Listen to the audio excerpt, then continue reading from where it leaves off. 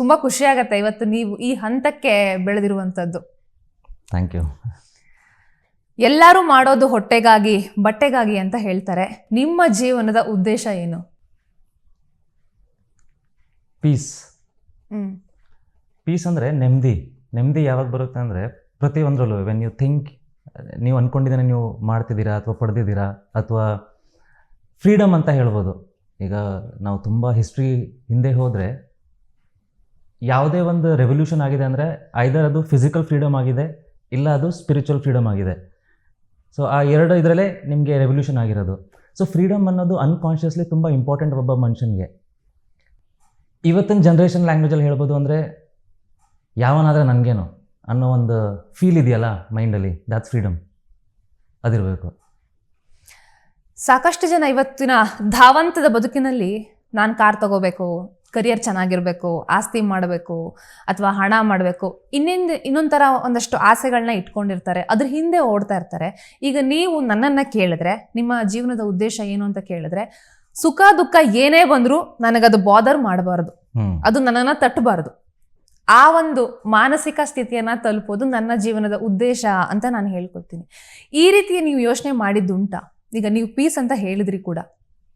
ಹೌದು. ಅಂದರೆ ನಾವು ಯಾವುದೇ ಒಂದು ಡಿಸಿಷನ್ ತಗೊಂಡ್ರೆ ಲೈಫಲ್ಲಿ ಆ ಡಿಸಿಷನ್ ತಲುಪೋದಕ್ಕೆ ಸ್ಟೆಪ್ಸ್ ಇರುತ್ತೆ. ಲೈಕ್ ನೀವು ಡೈರೆಕ್ಟ್ ಅಲ್ಲಿ ಹೋಗೋದಕ್ಕಾಗಲ್ಲ. ಆ ಸ್ಟೆಪ್ಸಲ್ಲೇ ನಿಮಗೆ ಕೆಲವೊಂದ್ಸಲ ಮೈಂಡ್ಸೆಟ್ ಚೇಂಜ್ ಆಗೋಗುತ್ತೆ. ಬಿಕಾಸ್ ಥಾಟ್ಸ್ ಬೇರೆ, ಅದನ್ನು ಆನ್ ಗ್ರೌಂಡ್ ನೀವು ಎಕ್ಸಿಕ್ಯೂಷನ್ ಮಾಡೋದು ಬೇರೆ. ಸೊ ಎಕ್ಸಿಕ್ಯೂಟ್ ಮಾಡ್ಬೇಕಾದ್ರೆ ನಿಮಗೆ ಕ್ಲಾರಿಟಿ ಬರುತ್ತೆ. ಈಗ ತುಂಬ ಬೇಸಿಕ್ಕಿಂದ ಹೇಳ್ಬೋದು ಅಂತಂದರೆ, ನೀವು ಚಿಕ್ಕ ವಯಸ್ಸಲ್ಲಿ ನೋಡಿ ಫಿಸಿಕಲ್ ಆ್ಯಕ್ಟಿವಿಟೀಸ್ ತುಂಬ ಜಾಸ್ತಿ ಮಾಡ್ತಿರ್ತೀರ. ಏನಕ್ಕೆ ಅಂತಂದರೆ ನಿಮಗೆ ಫಿಸಿಕಲ್ ಎನರ್ಜಿ ತುಂಬ ಜಾಸ್ತಿ ಇರುತ್ತೆ. ಒಂದು ಹಂತಕ್ಕೆ ಕಾಲೇಜ್ ಪಾಸ್ ಔಟ್ ಆಗಿ ಕೆಲಸಕ್ಕೆ ಬಂದಾದ್ಮೇಲೆ ಫಿಸಿಕಲ್ ಆ್ಯಕ್ಟಿವಿಟೀಸ್ ಜಾಸ್ತಿ ಇರಲ್ಲ, ಬಾಡಿನೂ ಸಪೋರ್ಟ್ ಮಾಡಲ್ಲ, ಬಟ್ ಮೈಂಡ್ ತುಂಬ ಫಾಸ್ಟಾಗಿ ಓಡ್ತಾ ಇರುತ್ತೆ. ಒಂದೇ ಸಲ ನಿಮಗೆ 10-20 ಐಡಿಯಾ ಬರ್ತಾ ಇರುತ್ತೆ. ಆ ಎರಡು ಸ್ಟೇಜ್ ಕ್ರಾಸ್ ಆದಮೇಲೆ ಯಾವ ಸ್ಟೇಜಿಗೆ ಬರ್ತೀರಾ ಅಂದರೆ, ಬುದ್ಧಿ ನಿಮ್ಮ ಸ್ಟ್ರೆಂತ್ ಎಷ್ಟು ಬೇಕೋ ಅಷ್ಟೇ ಉಪಯೋಗಿಸ್ತೀರ, ಜಾಸ್ತಿ ಖರ್ಚು ಮಾಡೋಕ್ಕೆ ಹೋಗಲ್ಲ. ಬಿಕಾಸ್ ಆ ಮೆಚುರಿಟಿ ಬಂದಿರುತ್ತೆ. ಸೊ ಆ ಸ್ಟೇಜಲ್ಲಿ ಹೋಗ್ತಾನೆ ನಿಮಗೆ ಆ ನಾಲೆಜ್ ಬರಬೇಕು. ಅಂದರೆ ಇನಿಷಿಯಲಿ ಯಾರೂ ಅದನ್ನು ಡಿಸೈಡ್ ಮಾಡೋಕ್ಕಾಗಲ್ಲ, ಓಕೆ ನಾನು ಇದನ್ನು ಮಾಡ್ತೀನಿ ಅಂತ. ಹೋಗ್ತಾ ಕ್ಲಾರಿಟಿ ಬರುತ್ತೆ. ಆ ಒಂದು ಜರ್ನಿಯಲ್ಲೇ ನನಗೆ ಗೊತ್ತಾಗಿದ್ದು ಇಟ್ಸ್ ಆಲ್ ಅಬೌಟ್ ಪೀಸ್, ನೆಮ್ಮದಿ. ಮನುಷ್ಯ ನೆಮ್ಮದಿಗೋಸ್ಕರ ಇಷ್ಟೆಲ್ಲ ಮಾಡ್ತಿದ್ದಾನೆ. ಆ್ಯಂಡ್ ಆ ಒಂದು ನೆಮ್ಮದಿಗೋಸ್ಕರ ಬೇಕಾಗಿರೋದು the most important thing is ಮನಿ.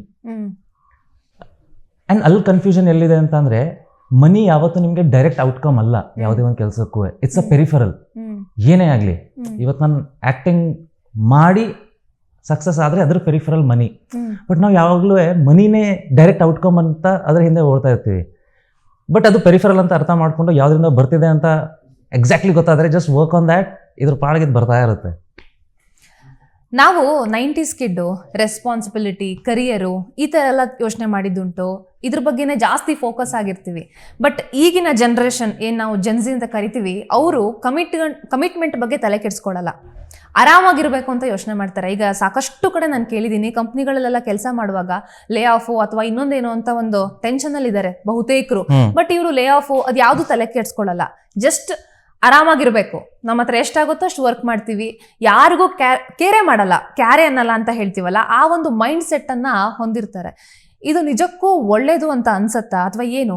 ಅಥವಾ ಬ್ಯಾಕಪ್ ಇರಲ್ಲ, ಏನಿಲ್ಲ, ನೀವೇನು ಮಾಡ್ತೀರಾ ನೆಕ್ಸ್ಟ್ ಅಂತ ಕೇಳಿದಾಗ ನಾನು ಬಿಸ್ನೆಸ್ ಮಾಡ್ತೀನಿ ಅಂತ ಹೇಳ್ಬಿಡ್ತಾರೆ. ನಮ್ಮ ಕಾನ್ಷಿಯಸ್ನೆಸ್ ಇದೆಯಲ್ಲ, ಅದು ಇನ್ಬಿಲ್ಟ್ DNA ಯಾವ ಥರ ಇದೆ ಅಂದರೆ, ಅದ್ರ ಸುತ್ತಮುತ್ತ ಅಟ್ಮಾಸ್ಫಿಯರ್ಗೆ ಅದು ತಾನೇ ಹೊಂದ್ಕೊಳ್ಳುತ್ತೆ. That's how evolution happens. So ಈಗ ನಮ್ಮ ಜನ್ರೇಷನ್ಗೆ, ನಮ್ಮ ಮೈಂಡ್ ಸೆಟ್ಗೆ ನಾವೊಂದು ಕ್ಯಾಟ್ಲಾಗ್ ಮಾಡ್ಕೊಂಡು ಇಟ್ಕೊಂಡಿದ್ದೀವಿ. ಫಾರ್ ಎಕ್ಸಾಂಪಲ್, ನಾವೆಲ್ಲ ಓದಬೇಕಾದ್ರೆ engineering, medical, these are the successful jobs. ಇನ್ನು ಮಿಕ್ಕಿದೆಲ್ಲ ಯಾವುದು ವರ್ಕೌಟ್ ಆಗಲ್ಲ. ಸೊ ಅದೊಂದು ಕ್ಯಾಟ್ಲಾಗ್ ನಾವು ಮಾಡ್ಕೊಂಡಿದ್ದೀವಿ. ಆ್ಯಂಡ್ ಅನ್ಫಾರ್ಚುನೇಟ್ಲಿ ನಾವು ಪ್ರತಿಯೊಬ್ಬರು ಆ ಕ್ಯಾಟ್ಲಾಗಲ್ಲಿ ಫಿಟ್ ಆಗಬೇಕು ಅಂತ ಬಯಸ್ತಾ ಇದ್ದೀವಿ. ಸೊ ಅಲ್ಲೇ ಅಲ್ವಾ ತಪ್ಪಾಗಿರೋದು. ಪ್ರತಿಯೊಬ್ಬರೂ ಬೇರೆ ಫೇಸ್, ಬೇರೆ ಮೆಂಟಾಲಿಟಿ, ಬೇರೆ ಮೈಂಡ್ ಸೆಟ್, ಬೇರೆ ಡ್ರೀಮ್ಸ್ ಜೊತೆ ಹುಟ್ಟಿರೋದು. ಏನಕ್ಕೆ ಅಂದರೆ to experience life in a different way. But ನಾವು ಒಂದು ಸೊಸೈಟಿ ಮಾಡ್ಕೊಂಡು ಸೊಸೈಟಿಲಿ ಒಂದು ರೂಲ್ಸ್ನ ಸೆಟಪ್ ಮಾಡಿ, ಆ ಸೆಟಪ್ ಒಂದು ಮೋಲ್ಡ್ನ ರೆಡಿ ಮಾಡಿ ಪ್ರತಿಯೊಬ್ಬರು ಅದರಲ್ಲಿ ಫಿಟ್ ಆಗಿ ಅಂತ ಹೇಳ್ತಾ ಇರ್ತೀವಿ. ಸೊ ಅರ್ಧ ಜೀವನ ಫಿಟ್ ಆಗೋದ್ರಲ್ಲಿ ಹೊರಟೋಗುತ್ತೆ, ಇನ್ನು ಅರ್ಧ ಜೀವನ ನಾನು ಫಿಟ್ಟೇ ಆಗಲಿಲ್ವಲ್ಲ ಅಂತ ಹೊರಟೋಗುತ್ತೆ. So I think this is the best generation where they know what is important for them. So ಅವ್ರಿಗೆ ಅದು ಅರ್ಥ ಆಗ್ತಿದೆ. ಆ್ಯಂಡ್ ಸರ್ವೈವಲ್ ಮುಂದೆ ಯಾವುದೂ ಅಲ್ಲ. ನಾವು ಹೇಳ್ತೀವಲ್ಲ, ದೊಡ್ಡವ್ರ ಮಾತು ಎಲ್ಲ ಕೇಳಬೇಕು, ಎಲ್ಲ ದೊಡ್ಡವ್ರ ಮಾತು ಕೇಳಬೇಕು ಅಂತ ಇಲ್ಲ, ದೊಡ್ಡರಿಗೂ ವಯಸ್ಸಾಗುತ್ತೆ. So you have to listen to the actual facts. ಅದು ನಿಮ್ಮ ಲೈಫಲ್ಲಿ ಎಷ್ಟು ಕರೆಕ್ಟ್ ಆಗಿದೆ ಅನ್ನೋದು ಇಂಪಾರ್ಟೆಂಟ್ ಆಗುತ್ತೆ. ಈಗ ಒಬ್ಬ 10,000 ದುಡಿತಿರೋನಿಗೆ ಬೇರೆ ಸಮಸ್ಯೆ ಇರುತ್ತೆ, 1,00,000 ದುಡಿತಿರೋನಿಗೆ ಬೇರೆ ಸಮಸ್ಯೆ ಇದೆ, ಅದ್ರದ್ದು ಮ್ಯಾಗ್ನಿಟ್ಯೂಡ್ ಬೇರೆ ಬೇರೆ ಇರುತ್ತೆ. So they can't be giving advice to each other. So okay, you have to be very sure ನೀವು ಯಾರ ಹತ್ರ ಅಡ್ವೈಸ್ ತಗೋತಿದ್ದೀರಾ, ಯಾಕೆ ತಗೋತಿದ್ದೀರಾ, ಆ್ಯಂಡ್ ಹೌ ಟು ಅದನ್ನು ನಿಮ್ಮ ಲೈಫಲ್ಲಿ ಹೇಗೆ ಅದನ್ನು ಯು ಹ್ಯಾವ್ ಟು ಯೂಸ್.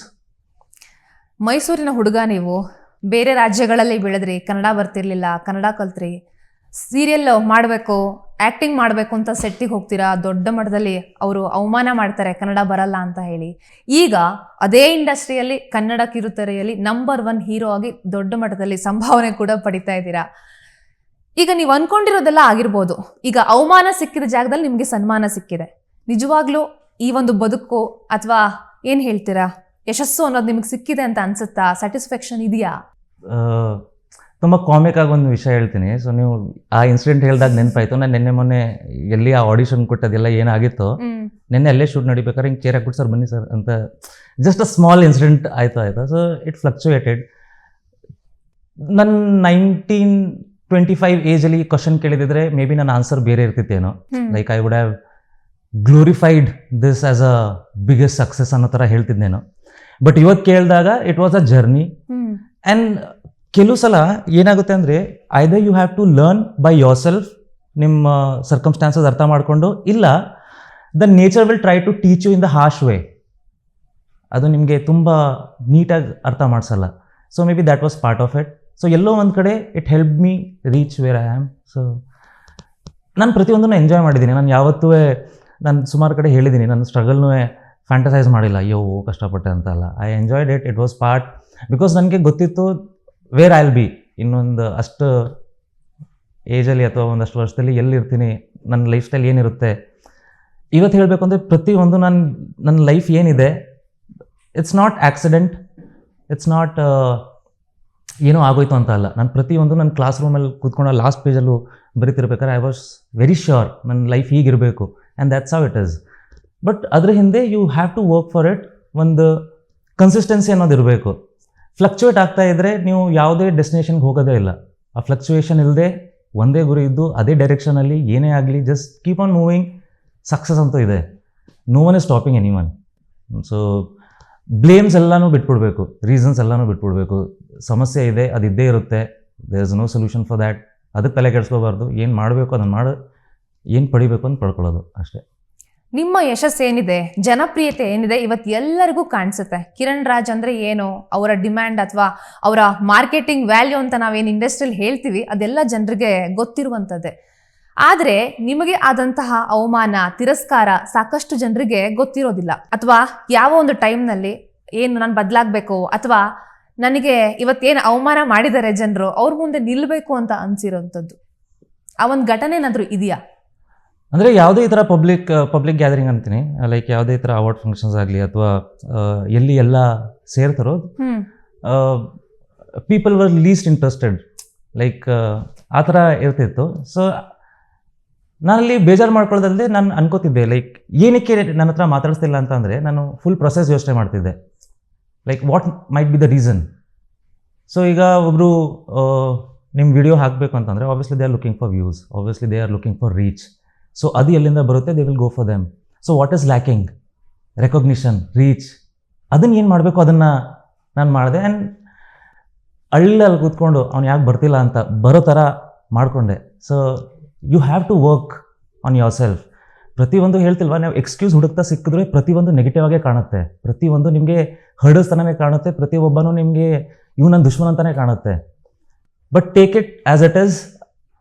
ಏನು ಪಾಸಿಟಿವ್ ಆಗಿ ಮಾಡ್ಬೋದು, ಏನು ನಮ್ಮ ಕೈಲಿ ಸಾಧ್ಯ ಇದೆ ಅದನ್ನು ಮಾಡಬೇಕಷ್ಟೆ. ನಿಮಗೆ ಸೋಲಿದ್ದಾಗ ನೀವು ನಿಮ್ಮ ಸೋಲನ್ನು 4 ಜನರ ಮುಂದೆ ಹೇಳ್ಕೊಂಡ್ರಿ, ನಿಮ್ಮ ಕಷ್ಟಗಳನ್ನ ಹೇಳ್ಕೊಂಡ್ರಿ ಅಂದರೆ ಅವ್ರು ನಿಮ್ಮ ತಲೆ ಮೇಲೆ ಇನ್ನೊಂದಷ್ಟು ಕಲ್ಲಾಕಿ ಹೊರಟು ಹೋಗ್ತಾ ಇರ್ತಾರೆ. ಆ ಟೈಮ್ನಲ್ಲಿ ನೀವು ನಿಮ್ಮನ್ನು ಹೇಗೆ ಸಮಾಧಾನ ಮಾಡ್ಕೊಂಡ್ರಿ, ಅಥವಾ ನಾನು ಮತ್ತೆ ಎದ್ದು ನಿಲ್ಲಬೇಕು ಅಂತ ಹೇಳಿ ರೆಡಿ ಆದ್ರಿ ಅಂತ? ಇದು ಅಂದರೆ ಆ ಥರ ಸರ್ಕಲ್ ಇದ್ದಾಗ ನಾನು ಯೂಶ್ವಲಿ ಒಂದು ಮಾತು ಹೇಳ್ತಿದ್ದೆ, ಅಂದರೆ ಏನೇ ತಪ್ಪಾಗಿದ್ರು ದಯವಿಟ್ಟು ಬೇಜಾರು ಮಾಡ್ಕೋಬೇಡಿ, ಈ ಪ್ರಪಂಚದಲ್ಲಿ ಫಸ್ಟ್ ಟೈಮ್ ನಂದು, ನೀವು ತಲೆ ಕೆಡ್ಸ್ಕೊಂಡ್ರು ನಾನು ತಲೆ ಕೆಡ್ಸ್ಕೊಳ್ಳಲ್ಲ, ಬಿಕಾಸ್ ಇದೇ ಲಾಸ್ಟ್ ಟೈಮ್ ನಂದು ಅಂತ. So you have one life, ಜನ ಬರ್ತಾರೆ ಹೋಗ್ತಾನೆ ಇರ್ತಾರೆ and somewhere every person holds a lesson. So ಅದನ್ನು ಪ್ರತಿಯೊಬ್ಬರಿಂದ ಏನು ಕಲಿಬೇಕು ಕಲ್ತ್ಕೋಬೇಕು, ಪ್ರತಿಯೊಬ್ಬರನ್ನ ಜಡ್ಜ್ ಮಾಡೋ ಒಂದು ಮೈಂಡ್ಸೆಟ್ ಇರಬೇಕು. ಲೈಕ್ ಎಲ್ಲೋ ಒಂದು ಇದನ್ನು ಸೇಯಿಂಗ್ ನೋಡಿದ್ದೆ, like accept people how they are but keep them way they belong. So ಆ ಒಂದು ಮೈಂಡ್ಸೆಟ್ ಇಟ್ಕೊಂಡ್ರೆ ಯು ಆರ್ ಸಾರ್ಟೆಡ್.